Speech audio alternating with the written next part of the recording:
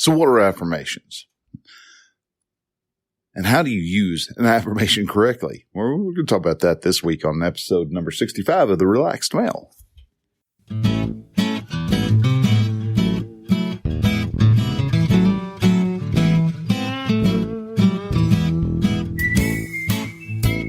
Hello and welcome to Relaxed Male, podcast that helps men change their relationship with themselves. I am your host, Brian, and I am a men's life and mindset coach who is here to help you understand that you don't have to suffer at your own expense. You can live your dream, and I encourage you to set, then pursue your goals. So join me as I change the mindset and attitudes of men so that they can be the leaders of their families and their destinies.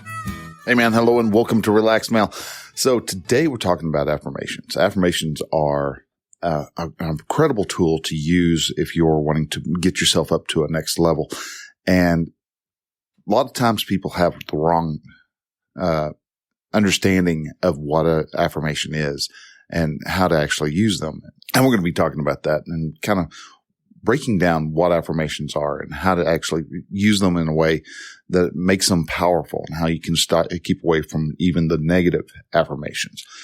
So, but before we do that, I wanted to jump in to just introduce the new listeners of the show. Man, I appreciate you taking the time to put me into your earbuds and let me drop a little bit of knowledge and insight into how you can become a better guy. So you don't have to sit there and be all tense and worrying how you're going to get your life together, how you're going to, what's going to happen if you go through a divorce or anything like that. I wanted to be able to help you to relax and enjoy life and pursue those things that mean the most to you. And if I say anything on here that, strikes a chord of inspiration or causes you to think of a friend or a buddy who definitely needs to hear what's being said on here, please feel free to share this out. I encourage you to share this episode, this whole show out if you want, to your Facebook friends, your Twitter follower, out on Pinterest, whatever social media platform you use. Please put it out there. Let people know that it's actually that we are there and we're out to help men to take a deep breath and to relax and to enjoy life for what it is, being this amazing adventure that we are going on. We are going to have hard times and we're going to have great times. And how do you take the rough times in stride and accentuate the good? And that's what I'm aiming at doing here on The Relaxed Male. So the way we always start this show is with the question of the week. The question of the week is brought to you by a men's group that I put together called the Brotherhood of Men. It is a group of men who meet each week. We talk about what obstacles we're facing at this moment. And as each man shares what he's struggling with, the other men in the group come together and they provide solutions for whoever is having that particular problem. And as we talk and as we share and as we help each other, we each become better. We hold each other accountable. Make sure that when you do something that is good, that it is celebrated. We encourage men to be men. We encourage men to do what is needed in their lives to become the great men that they know is in their heart.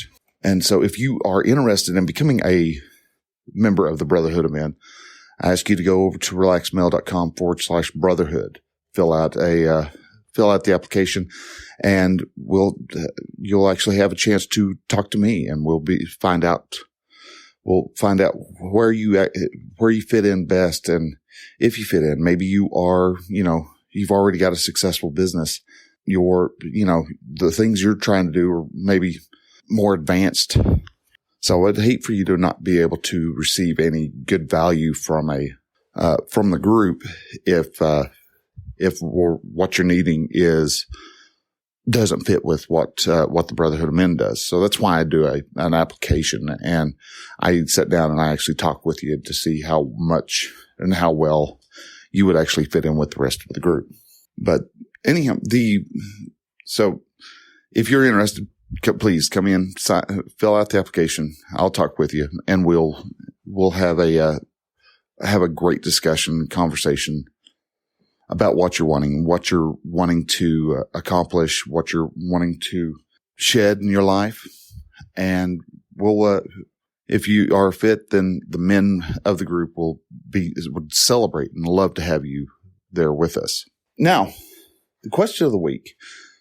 This is a question that is often asked by the men of the group, sometimes women. And if you are wanting to have a question answered, I've got two different ways that you can actually do so. You can go to relaxedmale.com/contact. Down at the bottom, you'll see a form you can fill out. You ask your question.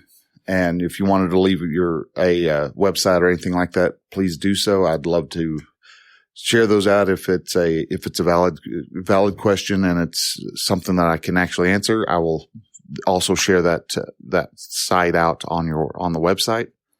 So you get a little perks, have somebody linking to you, but also it gives us a chance. Now, if I don't have anybody who actually asks a question, then what I normally do is I jump over to Quora and answer a question there and then share that question out with y'all. And that's where this question comes from. It comes from Quora. And the question is, what are the motivations behind people that voluntarily choose to become parental figures to others, even without solicitation? Now, the way I kind of read it is, why do people want to help others without ever asking first? And a lot of times it's because we don't want to have the door shut in our face. We just go in. We just want to help people. And I'm one. I've helped a couple of young men to take the first step, but also we don't want to make the person we're wanting to help feel pressured. But us guys like to be the wise teacher and to an apprentice and pass on our particular knowledge. That's one thing all us humans like to do. We gather knowledge as we get older, and that knowledge does us no good unless we pass it on to other people. Much like how money contains no value until you acquire some of those little green bills of appreciation, and you pass them on to somebody else for a product or service that you find valuable. So when it comes to helping people, taking on someone as an apprentice, becoming a person's mentor, a lot of times, we may ask. There's times that I've asked people, hey, would you like to have a mentor? Or go off and ask, just start talking with them and coaching them along the way. We do so just out of the means of being able to want to be able to help people. We don't do it out of spite. We don't do it out of trying to undermine a parent. Say we've got we see a single mom who is struggling with a teenager who is kind of starting to lose his way. Somebody in the community will often step up and mentor the boy, be that positive male role model that the boy needs in his life to show him how a man is supposed to act in society. And it's not the way that the 18-year-olds who have not had any mentorship.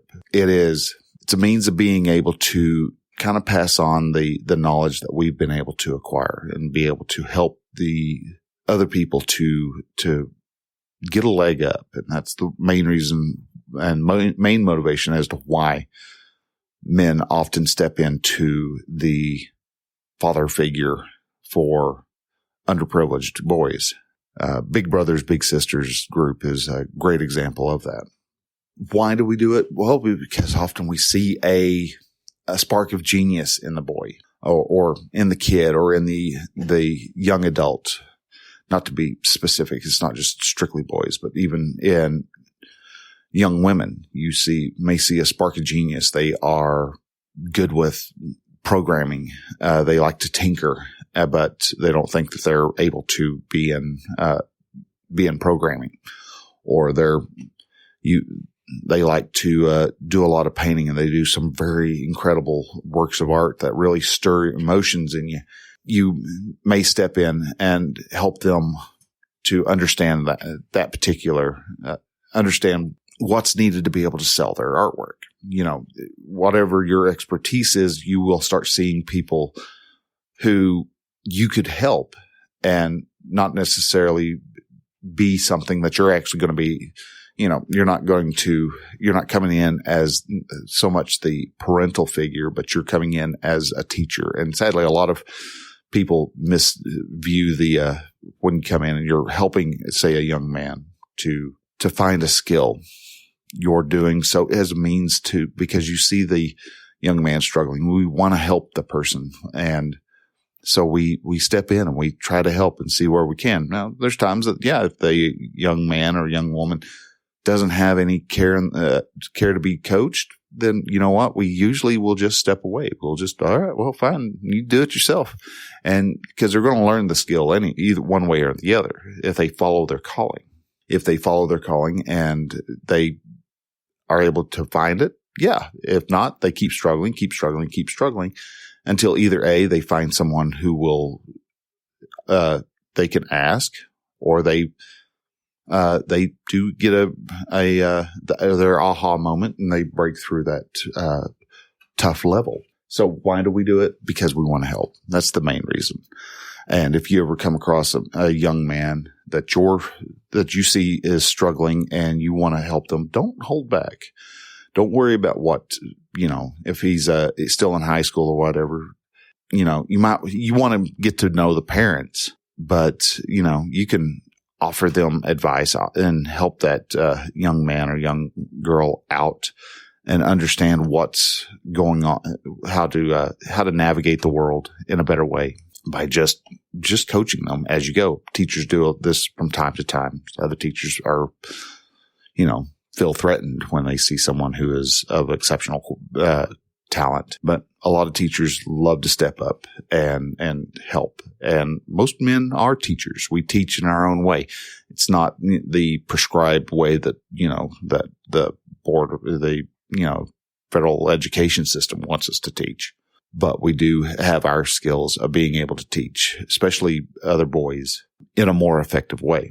The main topic that we're going to jump over into now is using affirmations correctly. Now, you may have heard of affirmations. You may have even know who Stuart Smalley is from the 80s Saturday version of Saturday Night Live. And what Stuart Smalley is a guy who was the main part of what they were doing is they were just jabbing fun at the self-help movement of the 80s. About every 20 years, the self-help movement comes around. We're in the middle of another self-help movement. A lot of that is thanks to the internet and the connection of knowledge. And so we're able to share that knowledge out with the, children of the kids who discovered the self-help movement of the 80s. A lot of people see affirmations as kind of a joke. They see it as a means of, well, you're just talking to yourself. You're trying to psych yourself up. And many times, yeah, that could be the case. I mean, it's kind of weird. You're like, I am smart. I am handsome, and doggone it, people like me. You're up talking, you're upselling yourself a lot of times, and you're trying to get yourself in getting around to where you're wanting to like yourself better is the way a lot of people look at affirmations. But affirmations are used all the time. You do, even if you don't believe in affirmations, I bet you dollars to donuts you've said some negative affirmations to yourself, because affirmations can be used both in a positive fashion, talking yourself up, but they can also be in negative fashion, whether you're talking yourself down, you're downplaying something you've done. Have you ever gone into a room, you're talking to some people, you saw a good looking girl, whatever, and you said something dumb. You went off, you stuck your foot right in your mouth. What was something that you said to yourself right after that? God, you are such a moron. Why am I an idiot? Brian, you dipwad. You're going to say things along those lines. You're going to tell yourself these different affirmations. You are affirming a belief. You are reinforcing a particular set of mindsets. That might be, like I said, where you said something dumb, you made some major faux pas. You're going to give yourself an affirmation. I did an affirmation and it carried it right through. Whenever I've told the story a couple of times where I got hired, I was working at a company and I was able to get out of a truck and go into dispatch. After getting told that, hey, I'd like to be, the owner would like to have me be the night dispatch. I was like, yeah, all right, awesome. Don't mess this up. That was me affirming that, hey, dude, you're going to mess this up. And what had happened? I was in the position a month and a half, maybe 2 months at most. And then I found myself back in the truck because I had screwed up too many times. Was something I couldn't do? No. I mean, it's easy. You just had to keep track of where the trucks were and what they were doing and hand out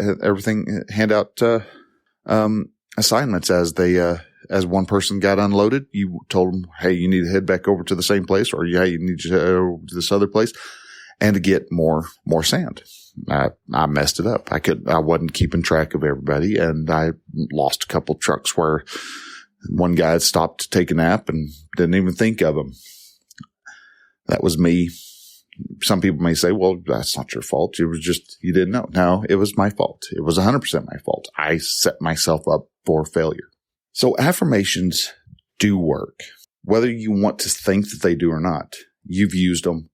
Pay attention next time you do something where you're mad at yourself. Listen to what your mind, you may not even say it out loud, but listen to what you're thinking.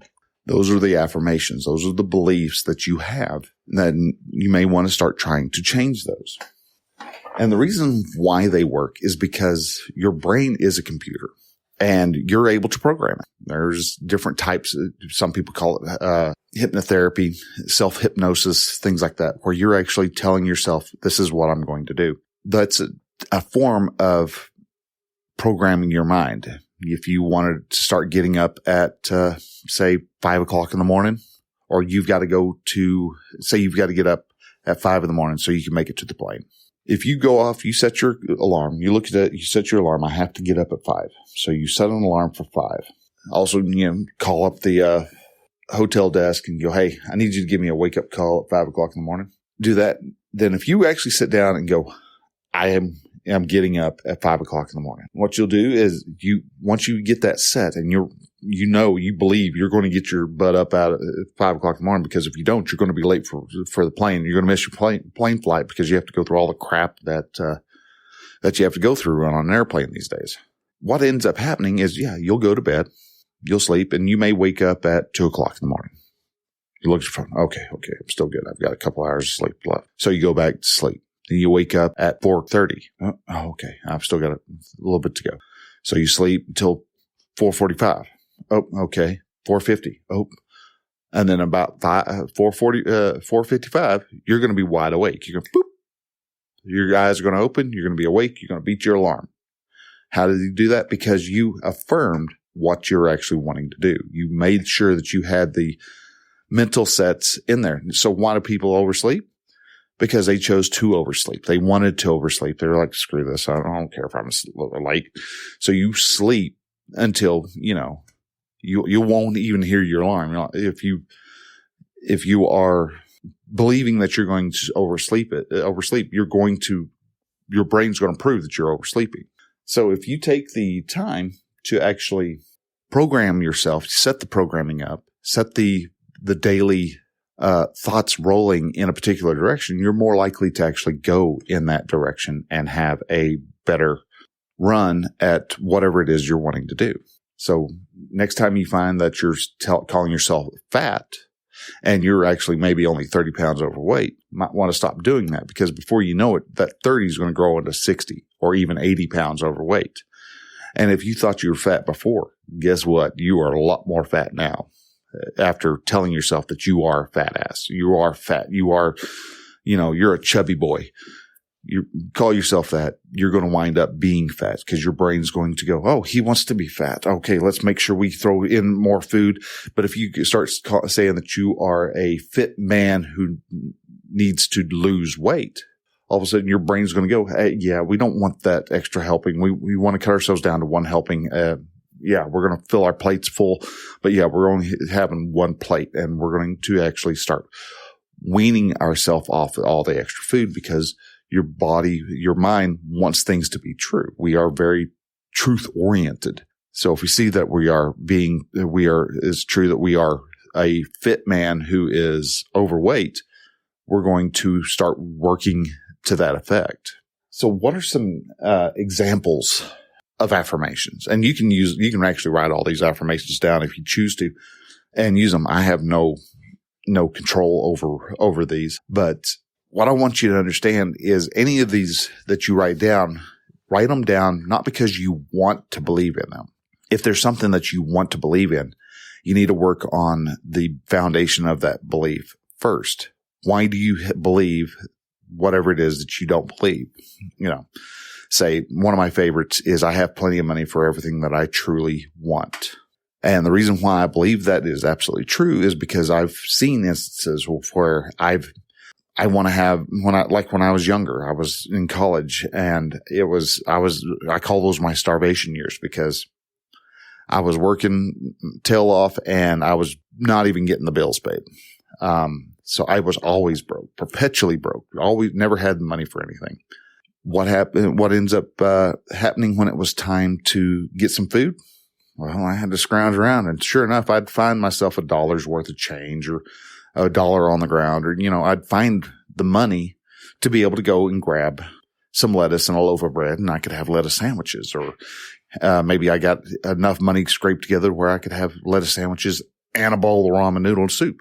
I mean, granted, I was eating high on the hog then, but that was something I was always able to find money for something, for anything that was needing to be.